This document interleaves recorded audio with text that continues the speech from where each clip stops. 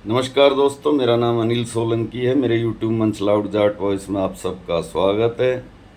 दोस्तों, 20 सितंबर की रात को जो सिनसिनी गांव के भाई मनुदेव सिनसिनवार ने भरतपुर के मोती महल का गेट तोड़ा था अपनी गाड़ी से, महिंद्रा एक्सयूवी से, उसके अगले दिन फिर पंचायत हुई और उस पंचायत में राजा विश्वेंद्र सिंह ने ये बात बोली कि महल मेरी प्राइवेट प्रॉपर्टी है, महल का गेट टूटा है, किसी को ये अधिकार नहीं है कि मनुदेव सिनसिनी के ऊपर एफआईआर करवाए और पुलिस को भी हक नहीं है कि उनके ऊपर केस दर्ज करे, क्योंकि मैं मालिक हूँ मोती महल का और मैं कोई एफआईआर करवाना नहीं चाहता।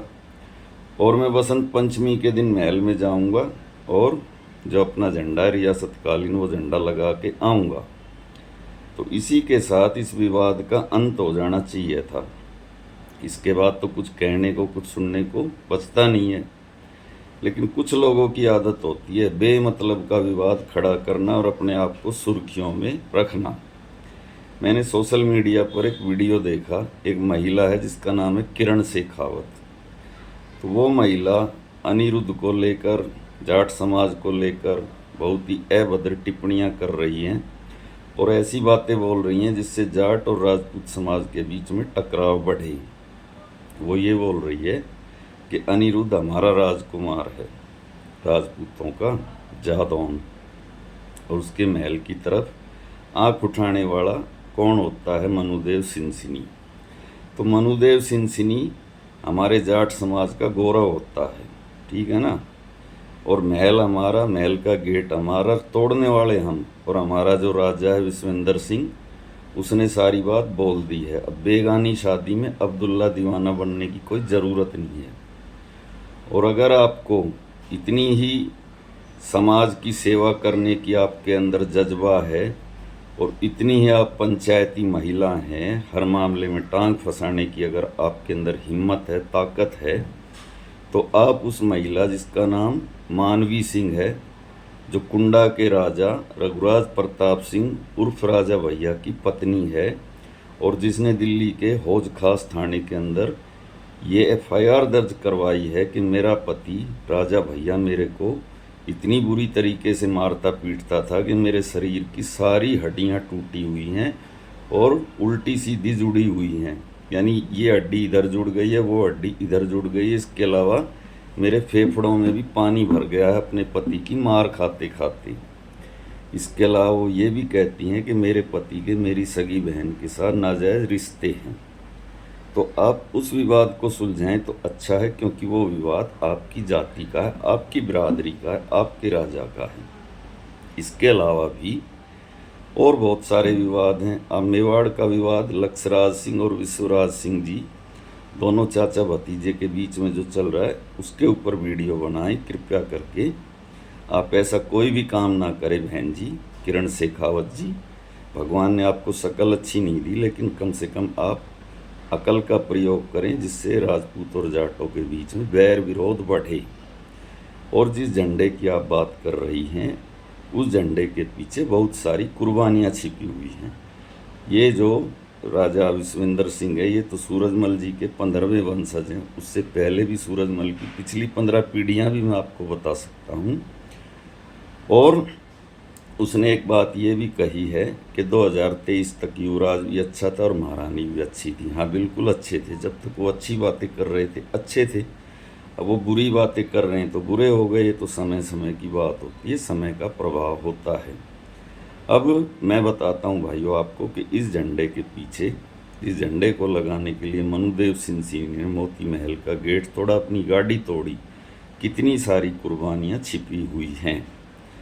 1939 की बात है दोस्तों। भरतपुर के राजा किशन सिंह की मौत होती है और उनकी जगह उनके बेटे बृजेंद्र सिंह राजा बनते हैं, जो वर्तमान राजा हैं विश्वेंद्र सिंह, इनके पिता थे। तो महाराजा बृजेंद्र सिंह के छोटे भाई थे राजा मान सिंह। अब क्योंकि बृजेंद्र सिंह बड़े भाई थे तो राजा बृजेंद्र सिंह बने। अब हुआ ये कि जब देश आज़ाद हुआ 1947 में, तो 1948 के अंदर एक मत्स्य प्रदेश नाम का राज्य बनाया गया तथा यहाँ की 4 रियासतें, जिसके अंदर भरतपुर, धौलपुर, अलवर और करौली, इस सो कॉल्ड करौली का भरतपुर को कनेक्ट किया जा रहा है। इन चारों राज्यों को हमारे देश के गृह मंत्री सरदार पटेल ने इस मत्स्य प्रदेश में विलय करने की घोषणा कर दी। और फिर हुआ ये कि यहाँ पर उस समय केंद्र के अंदर मंत्री थे वीएन गाडगिल। वीएन गाडगिल को भरतपुर में भेजा गया तिरंगा झंडा लहराने के लिए, और इस मत्स्य प्रदेश की राजधानी बनाया गया था अलवर को। तो 13 मार्च को ये घोषणा हुई। 15 मार्च को वीएन गाडगिल यहाँ पर आए, भरतपुर के अंदर आए।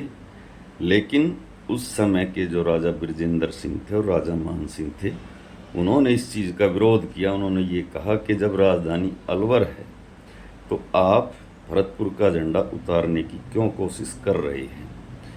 तो बताते हैं कि उस समय पर पूरी मद्रास रेजिमेंट को भरतपुर में बुलाया गया था, टैंक तोप सब लगाई गई थी।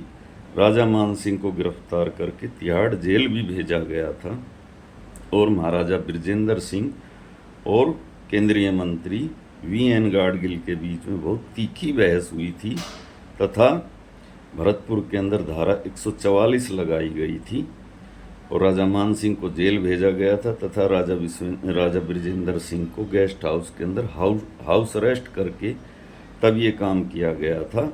लेकिन बाद में इस बात पर समझौता हुआ था कि जो भरतपुर का महल है उसके अंदर, ये भरतपुर का किला है कुम्हेर का, डीग का और लोहागढ़ का, इन तीनों किलों के ऊपर तिरंगे झंडे के साथ साथ भरतपुर का रियासतकालीन झंडा भी लगेगा। तो इस झंडे के लिए ये पहला टकराव था भरतपुर राजघराने की विरासत और भरतपुर राजघराने के इतिहास को बचाने का।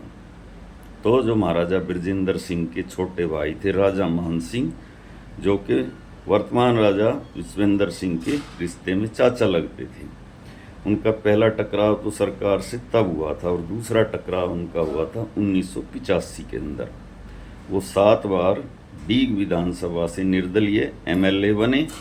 उसके बाद उस समय जो शिवचरण माथुर मुख्यमंत्री थे राजस्थान के, कांग्रेस की सरकार थी, और केंद्र के अंदर राजीव गांधी की सरकार थी।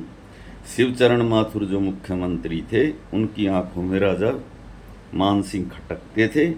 उन्होंने उनके खिलाफ एक रिटायर्ड आईएएस अफसर बृजेंद्र सिंह नाम के एक रिटायर्ड आईएएस अफसर को टिकट दिया, और चुनाव प्रचार करने के लिए वो डीग में गए। और जब उनका डीग में आगमन हुआ तो कांग्रेस के कार्यकर्ताओं ने डीग के किले से भरतपुर का झंडा उतार कर फाड़ कर फेंक दिया था।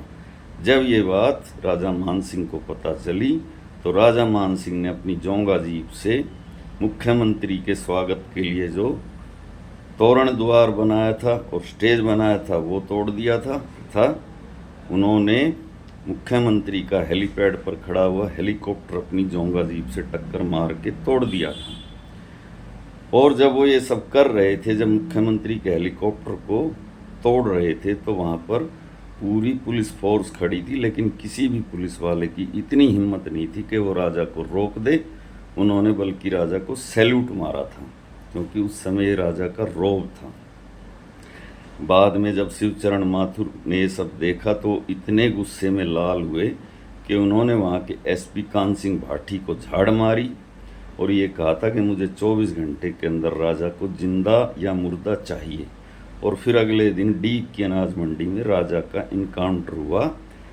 राजा पर बिना किसी उकसावे के लिए पुलिस वाले एसपी कान सिंह भाटी के नेतृत्व में पुलिस वालों ने अंधाधुंध गोलियां चलाकर उनकी जान ली, और उनके साथ उनके 2 सहयोगी और भी मरे थे, तथा उनके दामाद की किसी तरीके से जान बची थी। फिर उनकी बेटी दीपा कौर ने 35 साल तक मथुरा की कोर्ट में मुकदमा लड़ा, और उन पुलिस वालों को उम्र कैद की सज़ा सुनवाई, जिसमें जो एसपी कान सिंह भाटी था उसकी उम्र उस समय 80 साल हो चुकी थी जब उसे उम्र कैद की सज़ा हुई। तो ये है इस झंडे को बचाने का इतिहास।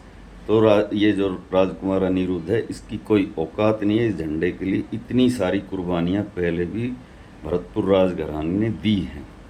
और जहाँ तक महाराजा सूरजमल का इतिहास है, उनके इतिहास की कोई भी बराबरी नहीं है। आप जो इतिहास उनका आप पढ़ें, उसके अंदर ये लिखा हुआ है कि महाराजा सूरजमल की 7.5 फुट हाइट थी और उनके हाथ इतने लंबे थे कि घुटनों तक आते थे, और वो मुंह में घोड़े की लगाम लेकर दोनों हाथों में तलवार लेकर लड़ते थे, तथा वो पहले राजा थे जिन्होंने दिल्ली को भी फतेह किया था और मुगलों को कई बार युद्ध में हराया था, तथा उनके लोहागढ़ का किला अविजित रहा, कभी उनको कोई किले को जीत नहीं सका। तो अब अगर उस इतिहास से चाहे उनका वंशज ही छेड़खानी करेगा तो ये बात नाकाबिले बर्दाश्त है। और जो किरण शेखावत है बहन जी, उससे मैं एक बार फिर से विनती करूंगा कि आपके इन उलझुल बयानों की वजह से राजपूतों और जाटों के अंदर बेमतलब का तनाव पैदा हो, आप ऐसा कोई भी काम न करें। इसी के साथ मैं आपका भाई अनिल सोलंकी आज का वीडियो यहीं पे समाप्त करता हूं। भाई और वीडियो कैसा लगा कमेंट करके बताएं, अच्छा लगा तो अपने ग्रुप में शेयर करें, लाइक करें, कमेंट करें। जो भाई अभी अभी मेरे चैनल से जुड़े हैं वो चैनल को सब्सक्राइब करें। धन्यवाद भाइयों, मिलते अगले वीडियो में। आपका दिन शुभ।